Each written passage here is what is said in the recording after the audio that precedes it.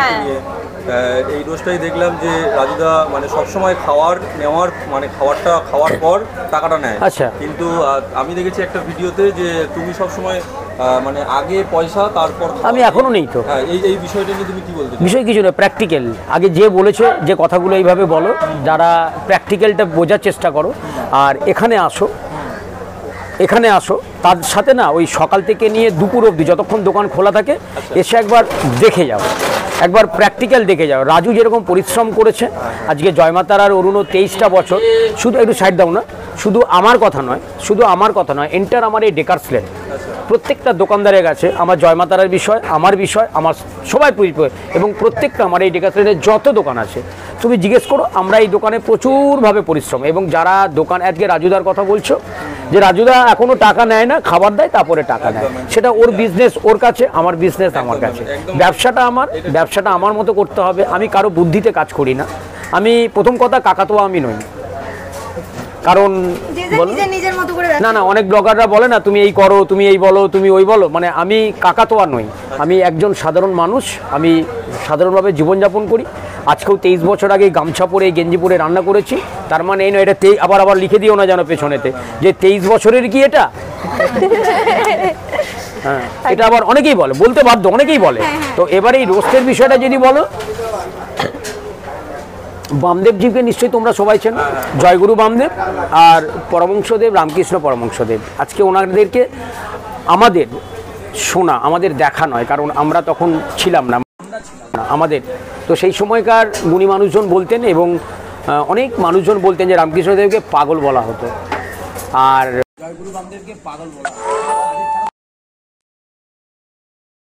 তার একটাই কারণ, তার যে মা, তার কথা হচ্ছে মা বলতেই পাগল, মানে সে এতটাই পাগল, মা ছাড়া তার কিছু চেনে না। তাহলে তুমি কি বলবে? তাহলে রামকৃষ্ণদেব, পরমহংস রামকৃষ্ণদেবজি আর আমাদের জয়গুরু বামদেবজি কি কারো কথা শুনে মা বলেছিলেন? ওনার ভক্তি থেকে মা বলেছিলেন, নিজে থেকেই বলেছিল। এবং সেই মা বলেছিলেন বলেই সবাই ওনাকে পাগল বলে। তো আমাকে যদি কেউ প্রশ্ন করে, আমাকে অনেকে বলে ভণ্ডামি, তো তার কাছে যদি মনে হয় ভণ্ডামি, তাই ভণ্ডামি। আমি তো আমার জায়গায় আজকে আমার মা ক্যান্সার আক্রান্ত ছিলেন প্রায় 6 মাস। আমার মা 5 মাস 6 মাস প্রায় দোকানে আসেননি। আপনারা কি সেই সময় আমার মায়ের দায়িত্বটা কেউ নিতে পেরেছিলেন? যারা রাত্রিবেলা বা দিনের বেলা সময় নষ্ট করে ফোনের মধ্যে অনেক উল্টোপাল্টা কমেন্টগুলো লেখো, সেইগুলো একটা দোকানদারের প্রতি করতে যেও না, কারোর প্রতি করতে যেও না। ভালো না লাগলে বলো যেটা ভালো না, ভালো হলে বলো এটা ভালো। তবে একটা জিনিস কি জানো তো, প্র্যাকটিক্যাল যদি করতে হয়, প্র্যাকটিক্যাল। এই যে প্রশ্নটা আমায় বলেছিল না যে তুমি আগে কেন টাকা নাও, এটা আমার ব্যবসা, এটা আমার কাজ, এটা আমার কর্ম। তাহলে যেই কথাগুলোকে বলে, আশা করি তোমাদের সোশ্যাল মিডিয়ার দ্বারাই তাদেরকেও বলো যে সকাল থেকে প্রত্যেকটা দোকানে যারা এইভাবে করে, সেই সকালবেলা প্রত্যেকটা দোকানে এবং যতক্ষণ না তার দোকান শেষ হয় তোমরা এসে একবার ওখানে দাঁড়িয়ে দেখো।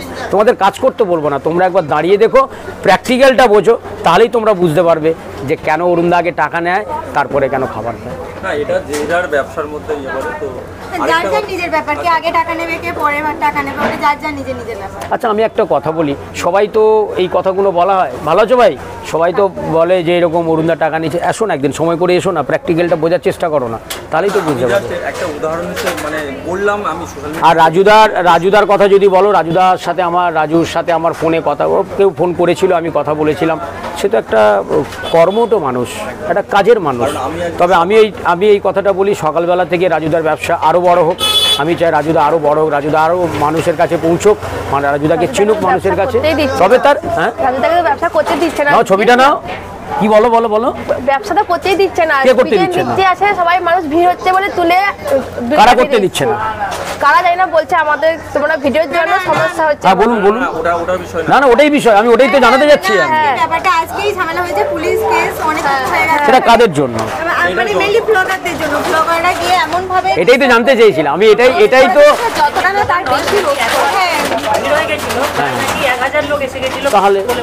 তবে তাকে তার ব্যবসার মতো ব্যবসাটা করতে দাও, তার পরিবার নিয়ে টানাটানি করার তো দরকার নেই। তার যে ব্যবসা করছে তাকে ব্যবসা করতে দাও না, তা সে তো সুন্দরভাবে ব্যবসা করে। তো সে তো কারোরই অসুবিধা করে না, তো আমি মনে করি সেই মানুষটাকে কেন অসুবিধা করাতে যাবে। না এমনকি দাদা এটাও বলছিলেন যে মানে ব্লগাররা আসছে ভিডিও করে চলে যাচ্ছে, মানে খাবার খাওয়া অনেক দূরে থাকে, মানে মেইনলি ওদের টার্গেট হচ্ছে ভিডিও করবো বাড়ি চলে যাবো। মানে ভিডিও করলে বাড়ি চলে গেলে তার পেটটা ভরবে, হ্যাঁ, মানে- অথচ রাজুর কাছে ছবি তুলছে, রাজু যে পেটটা ভরাবে সেটা করবে না তোমরা। এমনকি ব্লগার আর বাড়ি পর্যন্ত গেছে। না সেটা আমি জানি না, পর্যন্ত গেছে। সে বিষয়টা নিয়ে আমার কোনো বলার নেই। এবার তার বাড়ি তার পরিবার সে বুঝে নেবে, সে কতটা ভালো মন্দ বুঝবে না বুঝবে সে বুঝে নেবে, তাই না?